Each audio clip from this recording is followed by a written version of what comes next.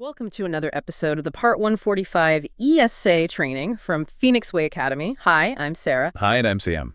Well, in this episode, we will cover the topics of 145.A.202, Internal Safety Reporting Scheme, and 145.A.205, Contracting and Subcontracting. Right, and before we really get into the weeds of the regulations, we need to set the stage for you listening today. Exactly. So imagine a multi-million-dollar commercial jet just, completely grounded on the tarmac. And it's not grounded because of some massive catastrophic engine failure. It's grounded because of a tiny, maybe $5 poorly threaded bolt on a landing gear assembly that just finally sheared off. Yeah, a tiny failure with huge consequences. Right. Now imagine the mechanic who installed that bolt actually knew it was tricky like 3 weeks ago. They struggled with it. They almost stripped the thread, but they managed to get it in. And they didn't tell anyone. They were afraid, right? Yeah, exactly. They were afraid of being reprimanded for taking too long or messing up a simple task. So today, our goal in this deep dive is to look at how the European Union Aviation Safety Agency, EASA, prevents that exact scenario. Right, it's about building a system. Yeah, we are going to explore how aviation maintenance organizations build this sort of internal nervous system to catch those tiny mistakes before they become disasters. And then how they legally manage safety when they start, outsourcing work to other companies. That scenario you just described, that is the exact nightmare keeping aviation regulators awake at night. The regulations we are unpacking today are really the framework that keeps the entire industry from just flying blind. We are fundamentally looking at the structure of accountability here. Absolutely. So let's jump straight into the first pillar of this framework, which is the safety net itself. I'm going to read directly from the regulation text, starting with Clause 145.A.202, subsections A and B. Let's hear it. It states, and I quote, subsection A, the organization shall establish an internal safety reporting scheme to collect and evaluate occurrences reported under point 145.A60. And then subsection B says, the scheme shall collect and evaluate errors, near misses, and hazards reported internally. Okay, so a lot of terminology there. Yeah. Okay, let's unpack this. If you think about the human body, for everyone listening, we have a central nervous system. If you reach out and accidentally touch a dangerously hot engine casing, your nerves do not wait for your hand to catch on fire before they send a signal to your brain. Right, that'd be terrible. Exactly. They notice the extreme heat, a near miss, essentially, and they trigger an immediate reaction to pull your hand away before the major trauma happens. That is the exact mechanism this internal safety reporting scheme is designed to replicate within a maintenance organization. That is a really great way to visualize it. It's not just about reacting to the major catastrophic occurrences. EASA is demanding an internal radar to catch that minor stumble on the hangar floor. Which brings us to the operational teeth of this rule. Clause 145.A.202, subsection C and D, subsection C states, through that scheme, the organization shall 1. Identify causes and contributing factors and address them as part of safety risk management. And then it continues, 2, ensure evaluation of information relating to errors, near misses, hazards, and inability to follow procedures and circulate information. And there's a vital layer in subsection D. Yes, subsection D adds, the organization shall collect safety issues related to subcontracted activities. We will definitely explore that one deeply a bit later. Yeah, the shift here is profound. The organization is mandated to not just collect these incident reports and, file them away in a dusty cabinet somewhere. They have to actively diagnose the root causes. They have to dissect the why and the how behind the inability to follow a procedure. I have to push back on this, though, because on paper, this sounds great, but in the messy reality of the industry, aviation mechanics and engineers are under massive time pressures to clear aircraft for flight. Oh, absolutely. So if you are asking mechanics to report their own errors, how do you prevent them from hiding mistakes out of fear? If someone admits they almost wrecked a $200,000 landing gear assembly because they rushed a checklist, they assume they're going to get fired. Yeah, or demoted, or at least yelled at by a supervisor. Right. How does EASA actually expect companies to get honest reports when the fear of retaliation is just so high? Well, that fear of retaliation is actually the single biggest threat to safety data, and that is exactly why the acceptable means of compliance, specifically AMC 145.A.202 subsections A and B, spells out the implementation of a just culture. A just culture. Yeah. According to AMC 1, the reporting scheme absolutely must ensure confidentiality. It has to actively enable and encourage free and frank reporting. To make that happen, the organization cannot just slap a safety first poster up in the break room. Right. It takes more than a poster. Way more. They need clearly identified aims with demonstrable corporate commitment. It has to be codified in their procedures. When a report comes in, the process dictates that investigators must look at all the causal and contributing factors. Like what kind of factors? The text categorizes these as technical, organizational, managerial, or human factors issues. Ah, okay. The implication there is that they are investigating the systems surrounding the mechanic, rather than just pointing a finger at the individual holding the wrench. Exactly. The investigation might reveal that the mechanic made an error because the lighting in that specific part of the hangar is terrible. Or maybe the shift scheduling is causing chronic fatigue, which is entirely a managerial issue. That makes total sense. And this ties directly into the guidance material, GM1-145A.202 subsection A. The text explicitly states that the overall purpose of the scheme is to collect information to improve compliance and safety. The purpose is not to attribute blame. Because if the goal becomes attributing blame, the reports just stop coming in. Right. The nervous system we talked about earlier essentially just goes numb, and the organization is back to flying blind. What's fascinating here is how AMC 1-145.A.202 subsection C and D prevents this reporting system from becoming a black hole, a place where data just goes to die. The scheme is required to be a closed-loop system. A closed-loop system. Okay, for you listening, trying to visualize a closed-loop system, let's ground this in a real-world scenario. Imagine a mechanic is doing routine maintenance and realizes a specific company-issued wrench is poorly designed for a particular engine mount. It keeps slipping off the bolt. It hasn't broken anything yet, but it's a near miss waiting to happen. The mechanic reports it through the internal scheme. Because of this closed-loop requirement, the organization logs the report without penalizing the mechanic for working slowly. Right, no blame. Exactly. They analyze a tool, realize it's a technical hazard, and replace it. But they do not stop there. They update their recurrent training to warn other technicians about that specific bolt interface. And finally, management goes back to that original mechanic and gives them feedback. They say, we investigated your report, we replaced the tool, and we updated the manual because of you. Exactly. That feedback loop builds the trust required for a just culture. And AMC 1 subsection D mandates that feedback must be given to staff, ensuring their continued support. But we also have to look at how this operates within the broader monitoring function of the company.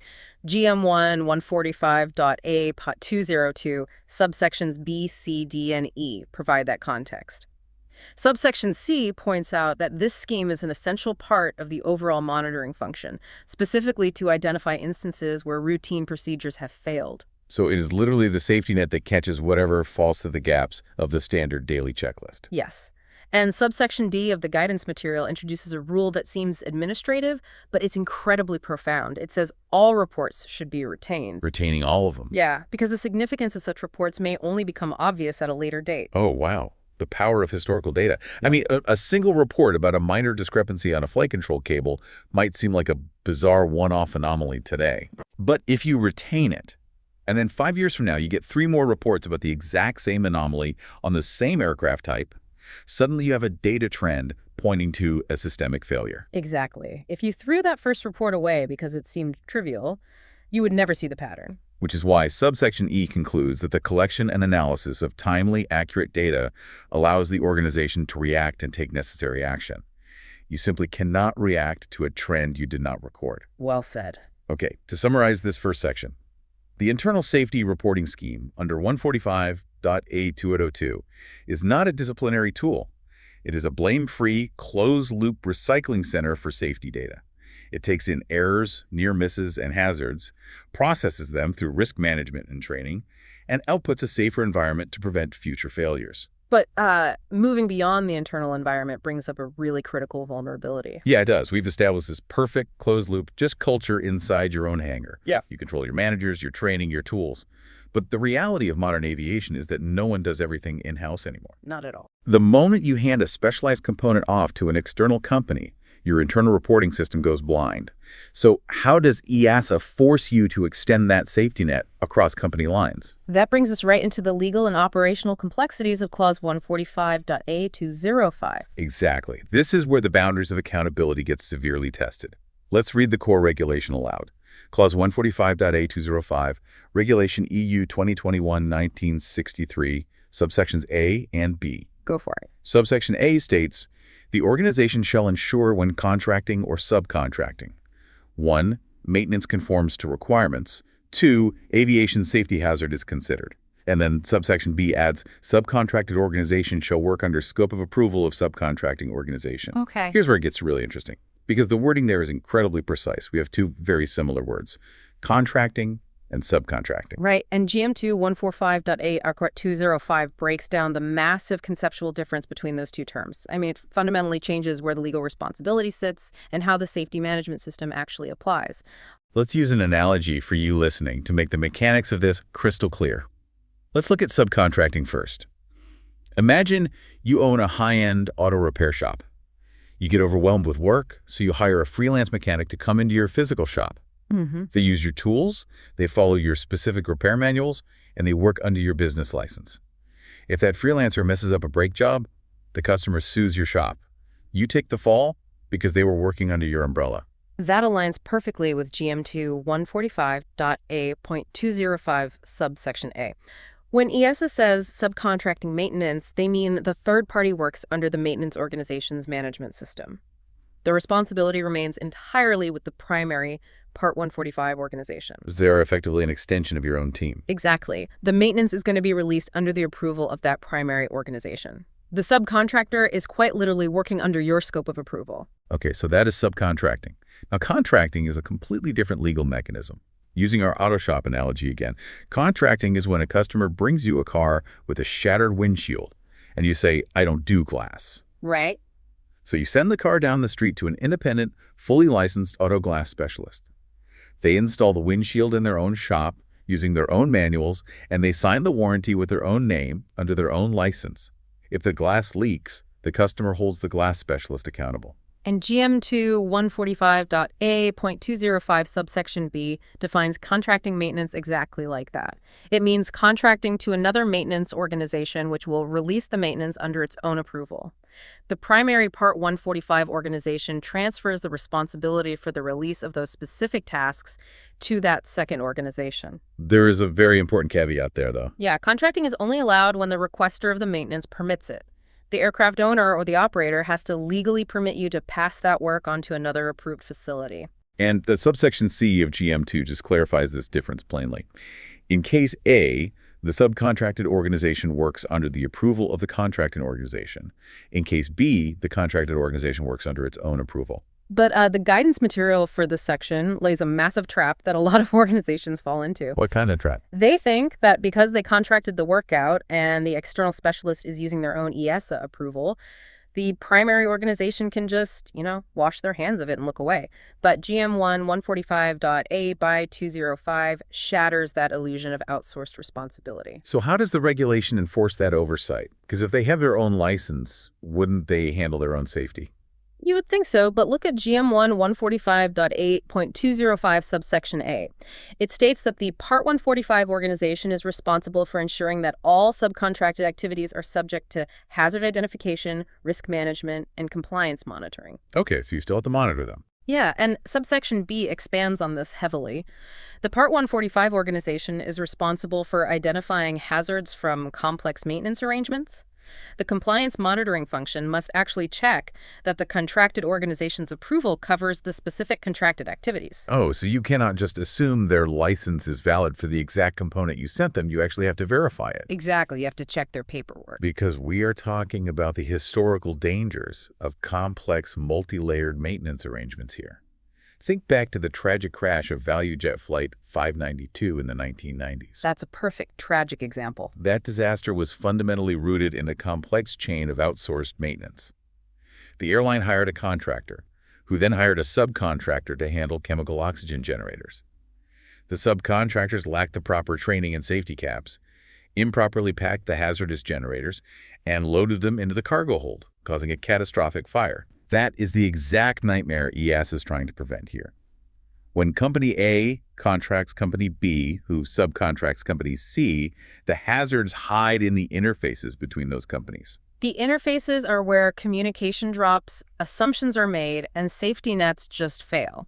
And if we connect this to the bigger picture, that brings us directly to GM1 145.A.205 subsection C. What does that one say? It states that the Part 145 organization is responsible for ensuring that interfaces and communication channels are established with the contracted maintenance organizations for occurrence reporting. Oh, wait, that loops all the way back to our first topic. Yes. Subsection C explicitly reminds us that for subcontracted activities, those communication channels are mandatory for the internal safety reporting scheme under 145.A.202, the nervous system we talked about. It has to extend outside your own physical building. That's brilliant. If a subcontractor has a near miss while working on a component for your organization, that report has to travel through the established communication channels across company lines and back into your closed-loop system. To summarize this crucial takeaway for you listening, outsourcing work never means outsourcing your responsibility for safety awareness.